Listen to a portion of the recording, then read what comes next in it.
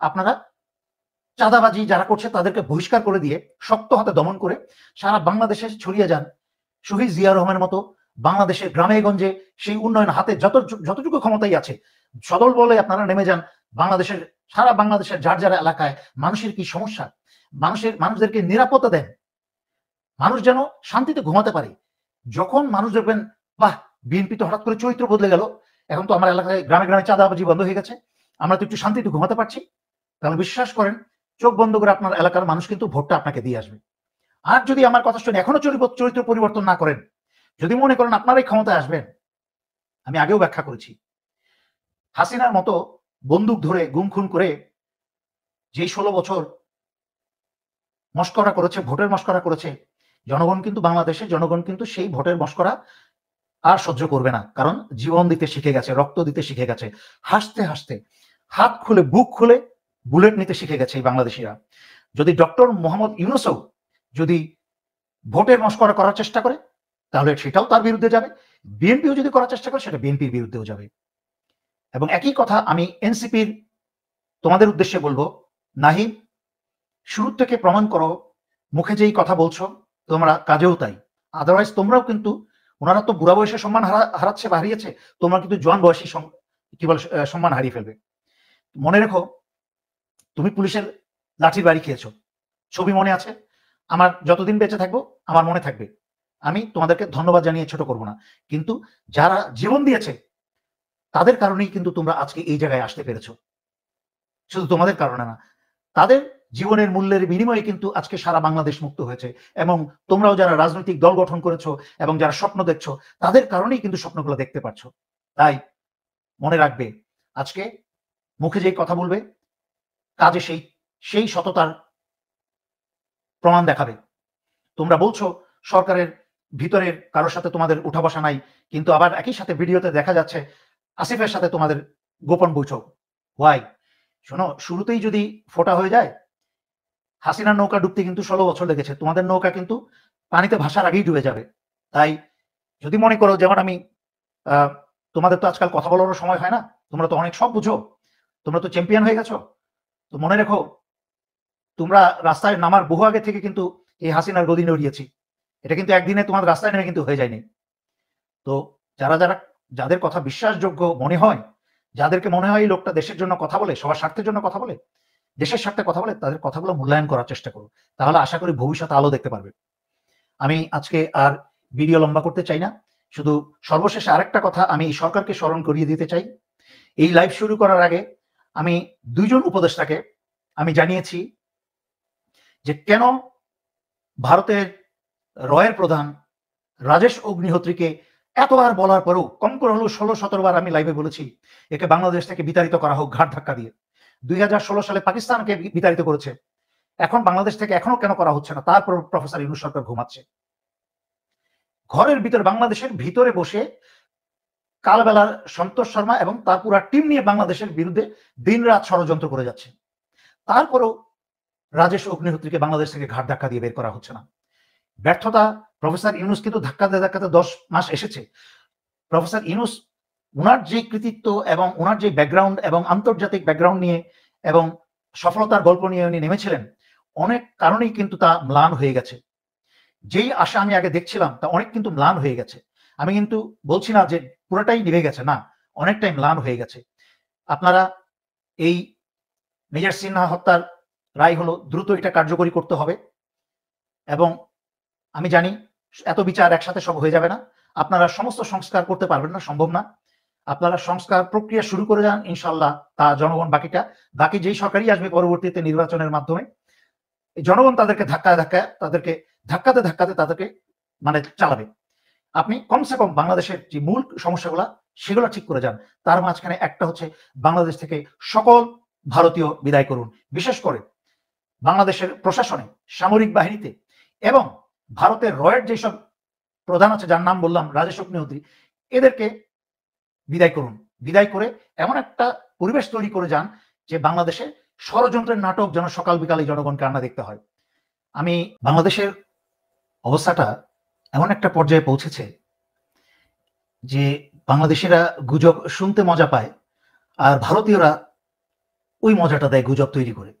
আমি লাইভে আসার আগেই ৩-৪ দিক থেকে আমার কাছে সংবাদ চলে এলো যে ৩ বাহিনী প্রধান একসাথে বিদেশ চলে যাচ্ছে, সৌদি আরবের ফ্লাইট প্রস্তুত, ইত্যাদি ইত্যাদি। তো প্রথম শুনেই আমি বুঝে ফেললাম এটা ভারতের আরেকটা গুজব হবে। তারপরে ঠিক লাইভ শুরু করার আগ মুহূর্তে সেই জন্য ঠিক ১২টা এক্স্যাক্টলি আসতে পারিনি, কারণ আগ মুহূর্তেই আমি ফোন করলাম একজন উচ্চপদস্থ সামরিক কর্মকর্তাকে নিশ্চিত করতে, কারণ যাচাই বাছাই না করে আমি কখনো কোনো সংবাদ প্রচার করি না। এটা একটা ভুয়া কথা। সেনা প্রধান যাচ্ছেন না, হয়তোবা বিমান বাহিনী প্রধান যাচ্ছেন, বা যেটাই হোক, কে যাচ্ছেন কে যাচ্ছেন না সেটা হচ্ছে একটা তাদের ব্যক্তিগত ব্যাপার। যদি হজে কেউ যেতে চান, ব্যক্তিগত, এবং সেটা হচ্ছে সরকারি ব্যাপার। সরকারের অনুমতি নিয়ে, ছুটি নিয়েই সেভাবে যাচ্ছেন। হাসিনার পতনের পরে এমন একটা অবস্থা হয়েছে যে সশস্ত্র বাহিনীতে বা সেনাবাহিনীতে চুন থেকে পান খসলেই সেটা সাথে সাথে একটা ব্রেকিং নিউজ হয়ে যায়। আর একদল লোক আছে সেটাকে প্রচার করে একটা নিজের সস্তা জনপ্রিয়তা অর্জন করতে চায়।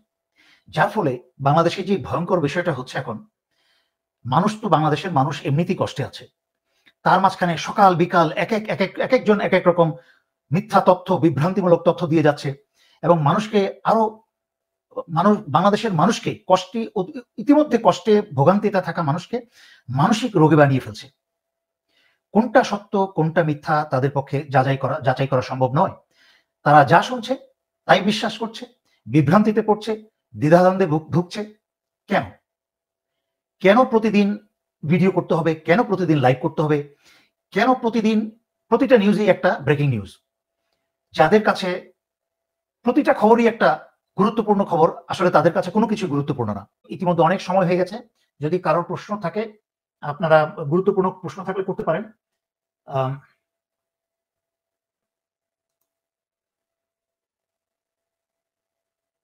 জি, আমি আপনার কথা পড়েছি, এবং আমি আপনার কথাকে উড়িয়ে দিতে পারবো না, কারণ আমি যদি বলি কথাটা সত্য নয়, তাহলে আমিও মিথ্যা কথা বলে ফেলবো।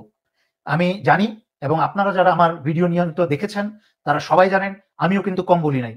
এই জন্য কিন্তু আমার বিরুদ্ধে পিএনজি উঠতে আবার পিএনজিকে আবার প্রয়োগ করেছে, মানে সেনানিবাসে প্রবেশের যে নিষেধাজ্ঞা সেটা উঠানোর চেষ্টা শুরু করা হয়েছিল। আমি হাসনাতের সাথে ওনার সাক্ষাতের যে ভিডিও করেছিলাম, তারপরে আমাকে ওইটা আবার বাতিল করে দিয়ে আমার উপর নিষেধাজ্ঞা আবার প্রয়োগ করেছে। বাংলাদেশের বড় বড় চোর, বদমাস এবং ক্রিমিনাল খুনিদেরকে তাদের নিষেধাজ্ঞা তুলে দিয়েছে, কিন্তু আমার নিষেধাজ্ঞা দিয়ে করেছে কি, আমার যে হালাল টাকায় 5 কাঠা একটা জমিটা পর্যন্ত আটকে রেখে দিয়েছে, যেটা বেআইনি। ওইটা সেনানিবাসের জমি না, ওইটা একটা সমিতির জমি, সেটা পর্যন্ত আটকে রেখে দিয়েছে। কিন্তু এখনো পর্যন্ত কিন্তু আমি বলি নাই যে আমার জমি ফেরত দাও, কারণ আল্লাহ রিজেকের মালিক, আল্লাহ সবকিছু দেখছেন। তো আমরা একদিকে নামাজ পড়বো, হজ উমরা করতে যাব, আর একদিকে মুনাফিকি করব। মুনাফিকির চরিত্র নিয়ে আল্লাহ কার কি কবুল হয় সেটা আল্লাহ ভালো জানেন। আর কারো কোনো প্রশ্ন?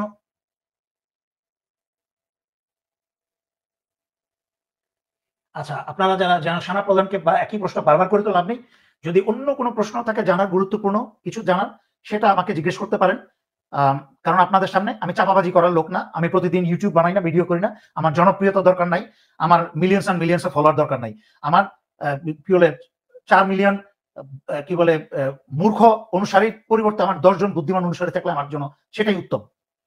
কারণ যে হাসবে, যা বলবো তা নিয়ে হাসবে, মস্করা করবে, অশ্লীল ভাষা ব্যবহার করবে যারা করে, এবং কিছু মজা করে মস্করা করে আঞ্চলিক ভাষায় কথা বললো, এইভাবে তো একটা দেশ চলে না, এইভাবে তো একটা দেশ চলতে পারে না যে প্রতিদিনই নিউজ হবে আর প্রত্যেকটা নিউজ হবে আর সবাইকে নেমে ঠ্যাং টানাটানি। আরে ভাই, একটা জিনিসটা গুরুত্বপূর্ণ বিষয় নিয়ে ফোকাস করেন।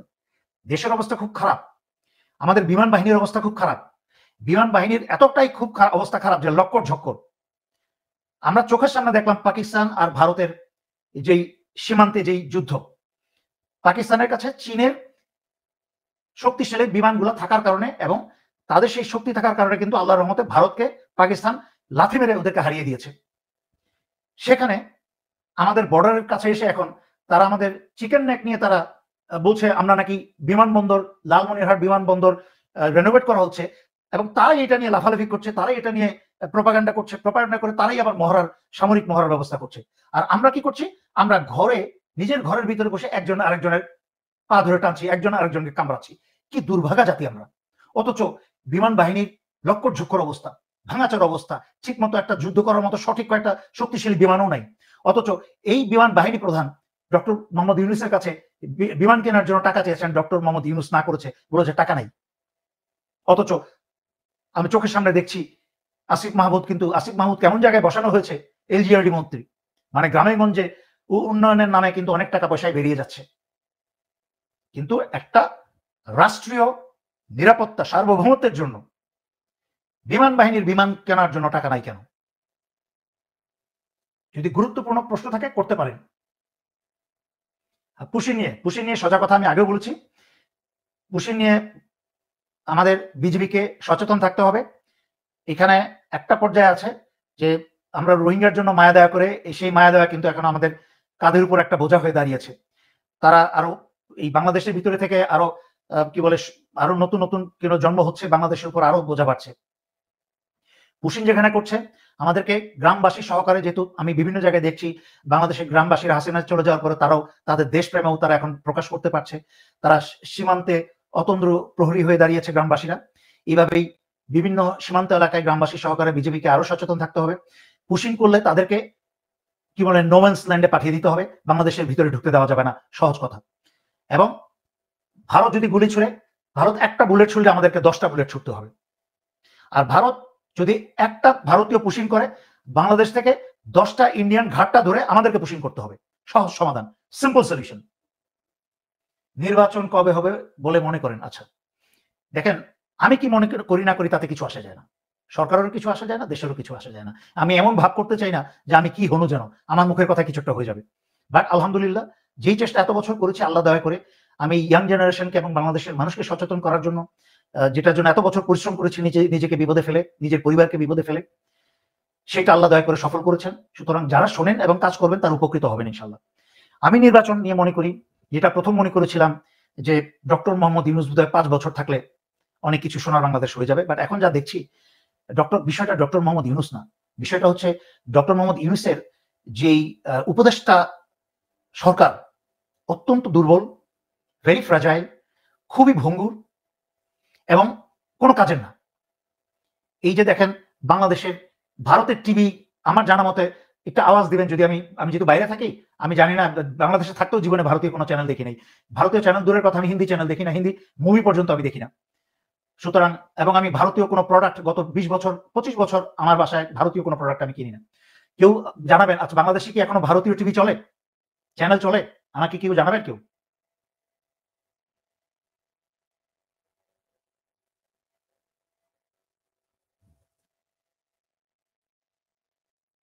আমি এখনো কারো উত্তর পাইনি যে বাংলাদেশে এখনো ভারতীয় চ্যানেল চলে কিনা। যদি বাংলাদেশে ভারতীয় চ্যানেল এখনো চলে, আচ্ছা একজন বলেছেন হ্যাঁ চলে, এটা অত্যন্ত পরিতাপের এবং লজ্জাজনক বিষয়। ডক্টর মোহাম্মদ ইউনূসকে জনতার সামনে এসে ওনার কাছে ওনার ক্ষমা চাওয়া উচিত, যে এই যে উনি তথ্য উপদেষ্টা বানিয়েছে এই কি বলে মাহফুজ, তারপরে আরেক এই নাট্যকার চিত্রকার যার স্ত্রী তিশা ফজিলাতুন্নেসা অভিনয় করেছে, সে ওই প্রোটেকশন আছে, সরকারের প্রোটেকশনই আছে হাসিনার সাথে এত গা ঘেঁষাঘেঁষির পরেও। আর আরেকটা মেয়েকে দেখলাম গ্রেফতার করে তাকে হয়রানি করা হলো। এই যে ডাবল স্ট্যান্ডার্ড যেটা পশ্চিমারা করে সেটা বাংলাদেশে চলে আসছে, ডাবল স্ট্যান্ডার্ডটা খুব খারাপ। এই সরকার সেটা কিন্তু সেট করে দিল ডাবল স্ট্যান্ডার্ডটা। তো মানে দুইজনের জন্য দুই আইন, যে একটা মেয়েকে শেখ হাসিনার অভিনয় করার জন্য কি বলে রূপে অভিনয় করার, সিনেমা অভিনয় করার জন্য গ্রেফতার করা হয়, আরেকজনকে ছাড় দেওয়া হয়, এটা হচ্ছে ডাবল স্ট্যান্ডার্ড। আর তারই স্বামী হচ্ছে সরকার উপদেষ্টা, তার তো ক্ষমা চাওয়া উচিত। কেন বাংলাদেশে এখনো ভারতীয় টিভি চলছে, চ্যানেল চলছে? আচ্ছা নির্বাচন, তো এই সরকার 5 বছরই সরকার চলার মতো অবস্থা নাই। আলটিমেটলি এই সবচেয়ে বড় কথা, 5 বছর কে চালাবে? আমি আমি এই বয়সে আল্লাহর রহমতে আমি নড়ে ফিরে আল্লাহ দয়া করে দৌড়াই, 4-5 কিলোমিটার দৌড়াই, এক্সারসাইজ করি। তারপর আমি মনে করি আগামীকালকে এই পরের মুহূর্তের এই লাইভে মরে যাবো কিনা তার কোনো ঠিক নাই। এই পরের মুহূর্তের কোনো ভরসা নেই জীবনের। সেখানে প্রফেসর মোহাম্মদ ইউনূসের বয়স 85, আপনারা কি মনে করেন? এই গ্যারান্টি কে দিল যে উনি আর 5 বছর 100 বছর কি বলে 90 বছর 90-95 বছর কত উনি বাঁচবেন? এইসব ভ্রান্ত ধারণা, উদ্ভট ধারণা থেকে আমাদেরকে বেরিয়ে এসে আমাদেরকে প্র্যাকটিক্যাল হতে হবে। কারণ কালকে যদি ওনার একটা কিছু হয়ে যায়, যেইভাবে ওনাকে আমরা মনে করে ধরে বসেছি উনি একমাত্র স্তম্ভ বাংলাদেশ বাঁচানোর, এই যে ওনার উপর নির্ভরশীল হয়ে 100% নির্ভরশীল হয়ে আমরা যেইভাবে চলতে শুরু করেছি, বাংলাদেশ ধসে যাবে। ওনার যদি কালকে একটা কিছু হয় বা ভারত যদি কিছু একটা করে দেয়, তাহলে কিন্তু এমন অবস্থা হবে যে দিশেহারা হবে। এই যে নট্টাঙ্কি উপদেষ্টা মন্ডলী বসিয়েছে, তারপরে এনজিও উপদেষ্টা মন্ডলী, কি বলে আলতা পালিশ মেখে গিয়ে ভাষণ দেয়, তারপরে আপনার এগুলা কি বলবো, এগুলা কাজ করার কোনো ক্ষমতা নাই, না আছে কিছু।